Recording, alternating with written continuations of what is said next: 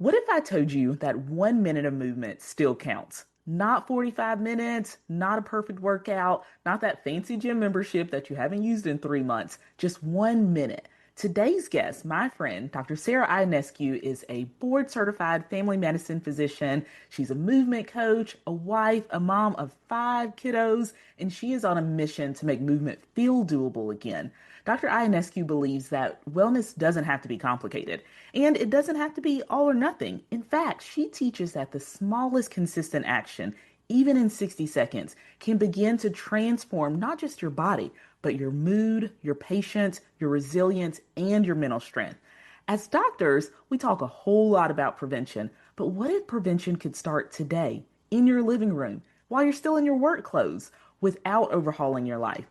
If you've ever thought, I just don't have time to incorporate more movement into my day, this episode's for you, my friend. Let's get into it.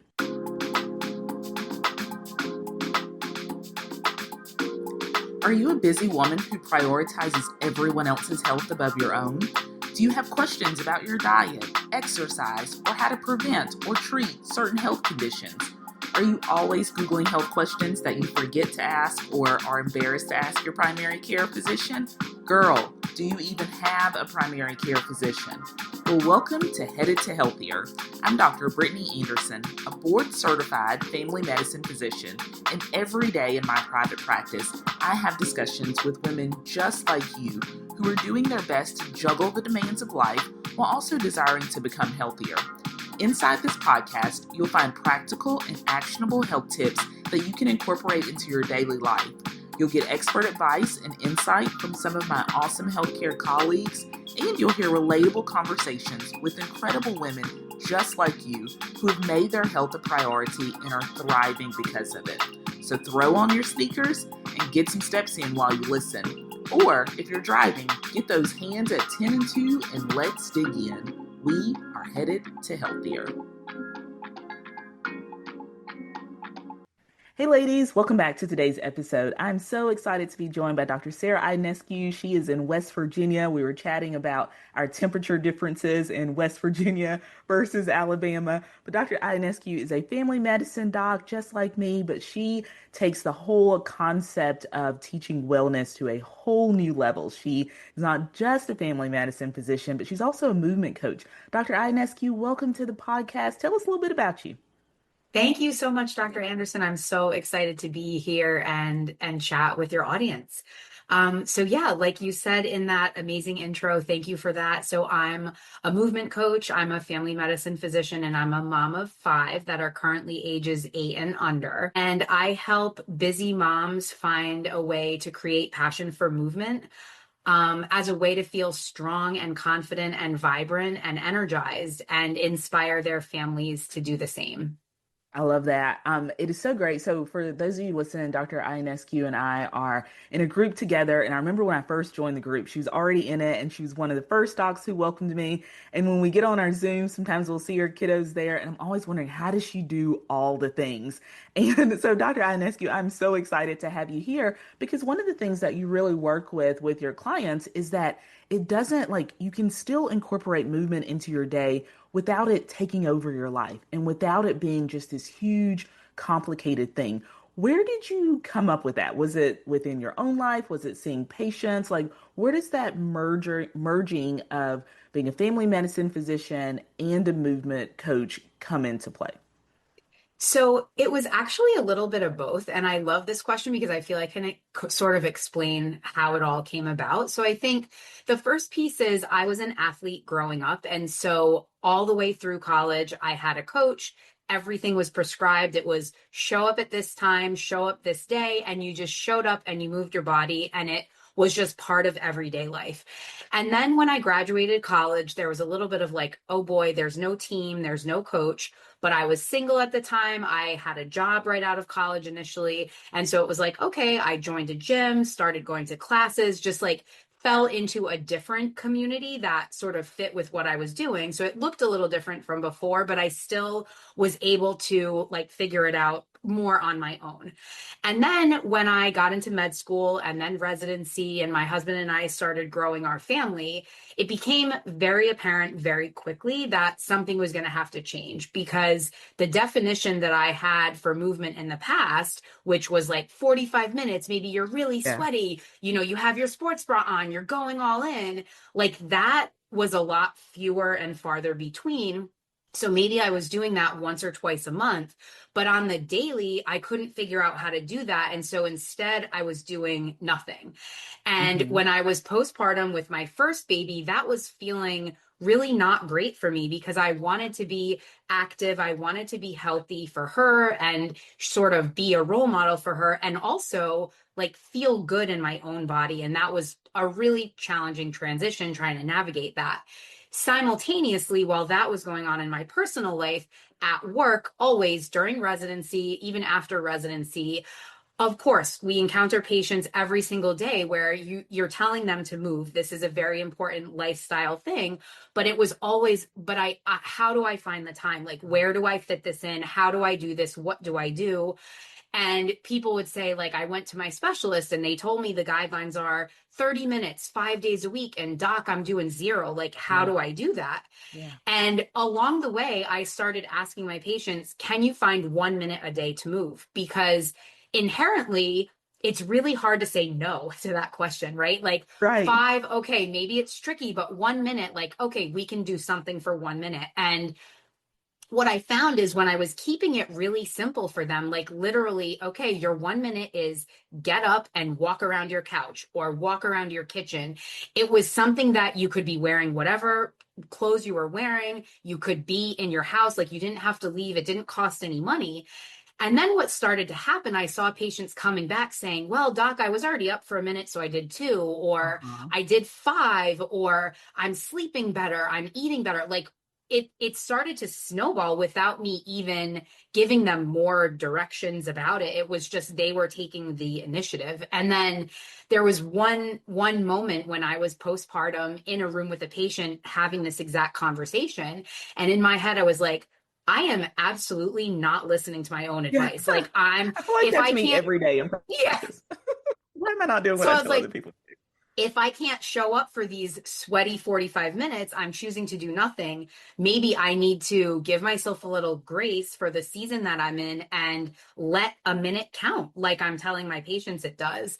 And then when I started doing that over the years of having all these babies and became more and more consistent, I started to see even doing a small amount can still be effective and you can still have benefits. And then it was like, oh my word, like then I realized, oh, I can incorporate this even bigger into like movement is my passion, plus coaching people is my passion. And so it sort of became this like, oh, I can combine all these things together and make this a thing. So that's kind of where it all came from.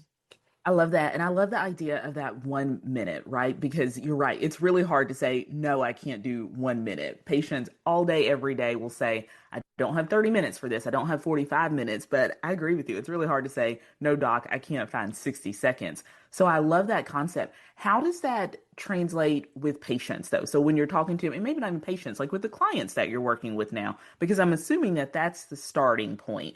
What does that look like? Is it usually the get up and walk around the sofa? Is it, walk around the house? Is it doing some strength training? You just very generally, what kinds of ways do you tell people to start this so that they can begin to see some benefit and continue on? Yeah, absolutely. So I think, especially with my clients, I would say the biggest hurdle is, like I said, letting it count. So it's Hmm. very easy to be like, well, why would I do anything for 1 minute? It's basically nothing. But if you look at it, okay, if I do a minute every day for a week, that's 7 minutes, and then it's 14, like it adds up over time. And like I was saying with the patient example, it ends up being this snowball effect where, well, I'm doing a minute, so then I can do two, or maybe I do a minute twice a day type of thing. In terms of what you're starting with, I think it's very important to meet yourself where you are. So if you're somebody that is not strength training, you're not sure what to do with that, maybe you haven't been very active, doing something that you know you can do and show up for every single day, where it's like, I know I can achieve this no matter if it's the absolute worst day and I'm totally exhausted, or if it's the absolute best day. Because I think when you choose something like that, that allows you to build consistency.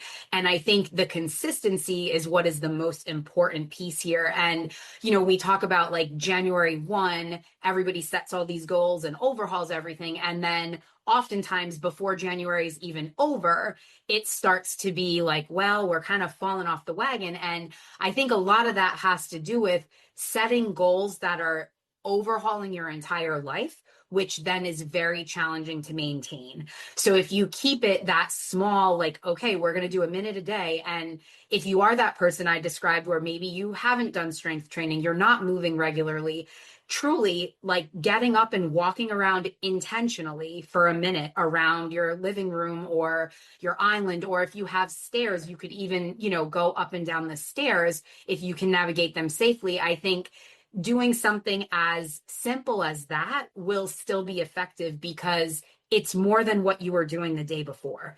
And Right. that's the most important piece. Yeah, I think that's so important. And, the consistency, like you mentioned, is so important too. And also just the way we think about exercise. So Mhm. many of us think, like you were saying earlier, that, to truly get in a good exercise, it's got to be, this prescribed amount of time. You got to, be in a full-on sweat. You got to have a special clothes on and, all these things. What is that mindset shift like that people have to make, women in particular, have to make to say, okay, even though this is what, maybe the perfect scenario looks like, or what is, often preached looks like, it's okay to work towards that. Because to your point, we sometimes will try to go from 0 to 100 when we need to go from 0 to 1, and then from Right. 1 to 2 and slowly work ourselves there. So what does that look like as your clients start to work through it in their mind? Yeah. So, like I said, this is really the most challenging part. I think sometimes people think, oh gosh, moving my body, like it's going to be so different, but it's really that mindset shift of letting something small and doable still count.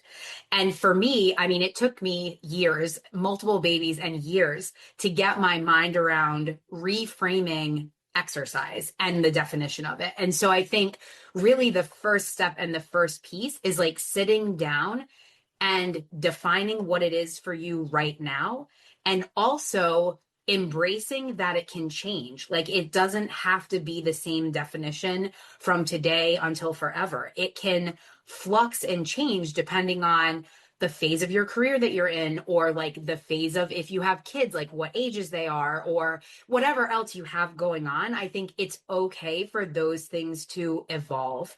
And the other piece is literally just showing up and doing it and paying attention to how your body and your mind feel.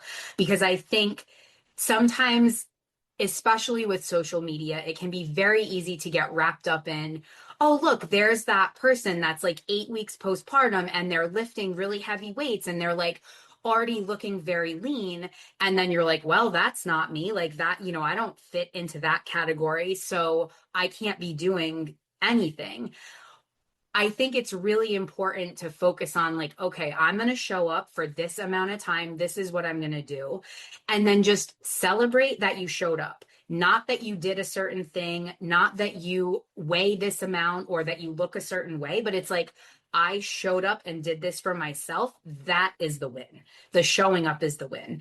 And then paying attention over a day, 2 days, 3 days, like how am I feeling? Am I feeling different? Do I feel more energized? Am I more confident? Do I have more patience? Because when you see that even with a minute a day, you're seeing differences, that will, one, prove to you that it can be effective, and two, be start to create momentum to keep going. Because it's like, oh my gosh, if I did a minute every day for a week and I feel different, what happens if I do Right. 2 minutes for, Right. it just starts to explode in that manner.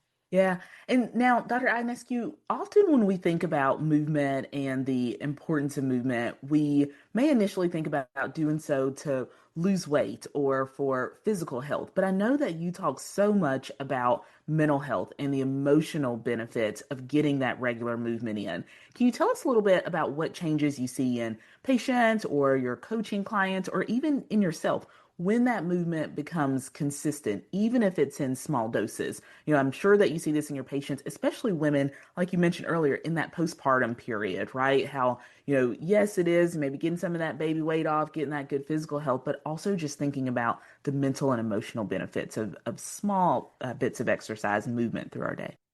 Yeah, I think with all the different people you mentioned, patients, coaching clients, and myself, I've seen common threads of things that can happen. So definitely more confidence, and not just like confidence about your body and your ability to move your body, but really, like for me, confidence as a mom, right? So like I said, I have a lot of little kids, and that can be something that's daunting when you're like taking everybody out of the house by yourself, for example. And I notice a difference on days when I move my body and days when I don't, in terms of my confidence level in my ability to handle that in like a calm manner. I've had similar feedback from clients that have kids that say the same, where the days that I move, I just feel like I can show up in a way that I can be calm, but also confident. I think, in terms of things like stress and overwhelm, I think those things are definitely lessened when you are moving your body, even if it's just a couple of minutes, because movement is a healthy way to like almost metabolize those things out of your system, right? So when you get like maybe stressed or a little anxious, moving your body helps to like get a little bit of that energy out. And I think that's another wonderful benefit that is not necessarily like more of a mindset mental health piece. Yeah, I mean, I think also just general presence in life. It can be very difficult when you're moving your body to, I mean, of course you can be distracted, but I think it's much easier to be mindful when you are physically moving, because you have to be paying attention to what you're doing in your body at that time. And so that can be a wonderful way to really like get grounded with the present moment and help you again with some of those like worries and overwhelm and stress, and just be really focused on like, this is what we're doing right now. And I think inherently everybody wants that feeling of like, this is what matters right this moment. Like, let's not be thinking the future or the past, like we're just going to be here right now. And I think that's something that moving your body more can be very helpful with as well. Yeah, I totally agree. So, Dr. Ionescu, let's think about the woman who is listening to this episode and says, all right, you're saying I can do this in 1 minute, that, I'm going to notice all these changes and I'm ready to start this, but I still feel a little bit overwhelmed. I still maybe am discouraged because I've tried this in the past and I do good for a few days or weeks and then kind of things fall off. What's the simplest first step that you would recommend for this woman? And how can she then build from there over? What's the first thing that you would tell this woman to do? The first thing is I would say get up from wherever you are, if you're not driving, but get up from wherever you are listening to this and move your body for 1 minute. Whether it's, walking, stairs, whatever it is. If you're driving, okay, when you get home, do it. But I think it's I think sometimes we can spend a lot of time planning and thinking about how should this look? What should this look like? What should I do?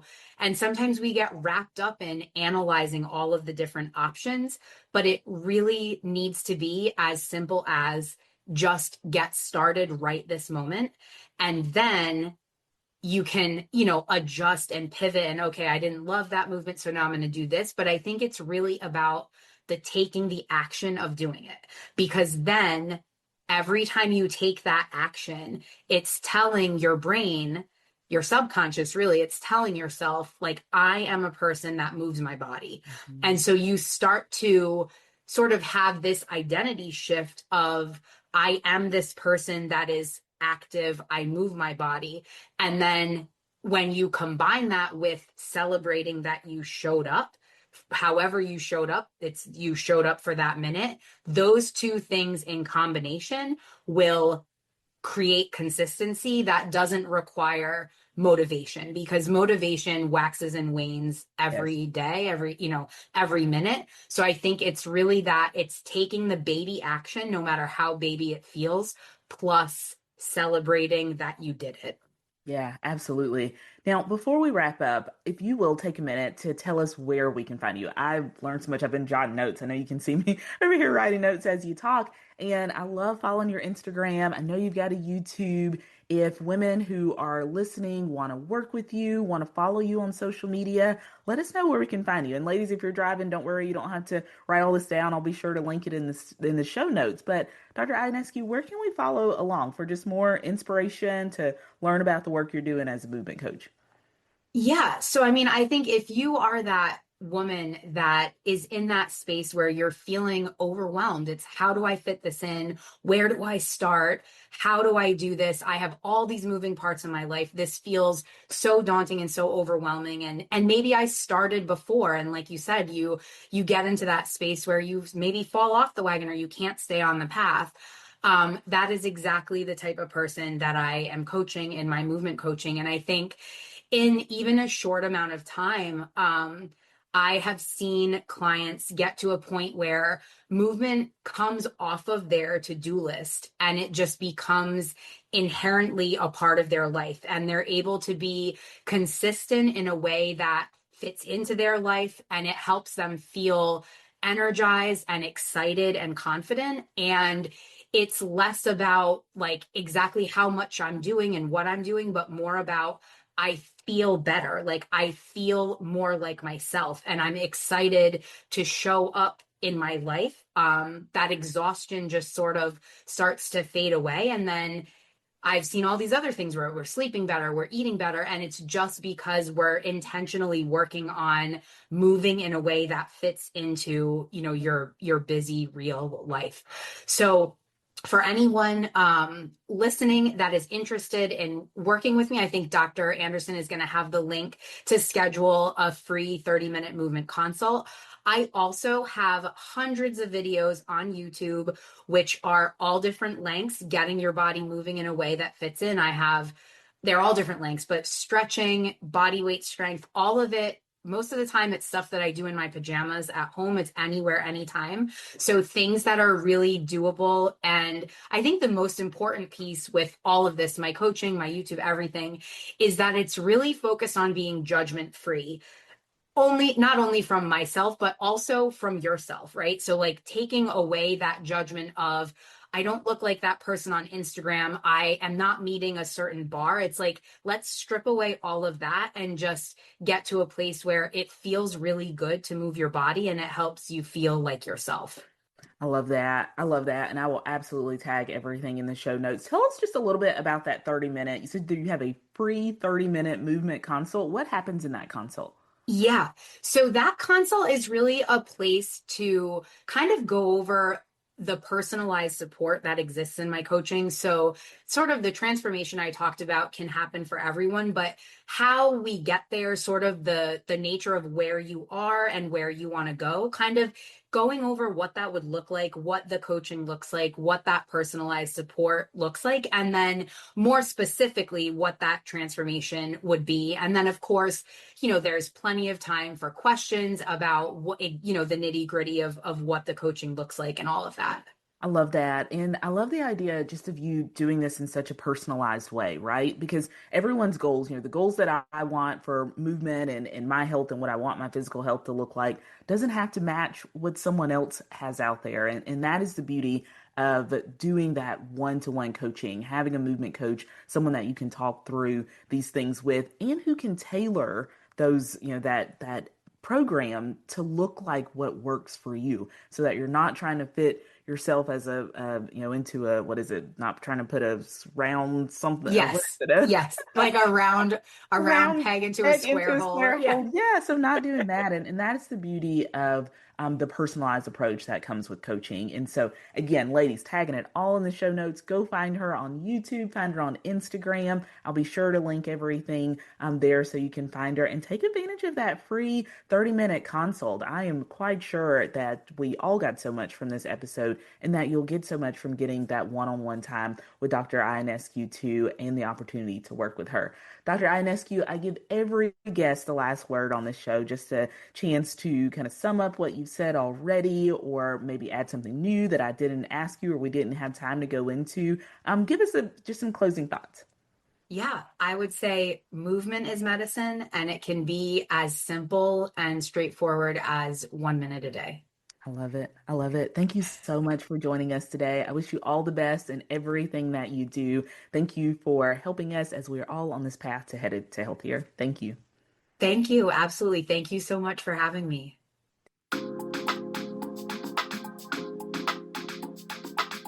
Hey, thanks for listening in today. I hope something you heard in this episode will help you on your journey to becoming healthier.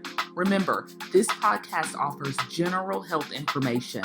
I am not your personal physician. If you need advice that is specific to you, be sure to consult your physician. If you enjoy this podcast, please consider sharing it with a friend and reviewing it on Apple Podcasts. Also, be sure to subscribe to the show so you never miss an episode. Tune in next week for another great episode of Headed to Healthier. Until then, take care of yourself. Talk soon. Bye.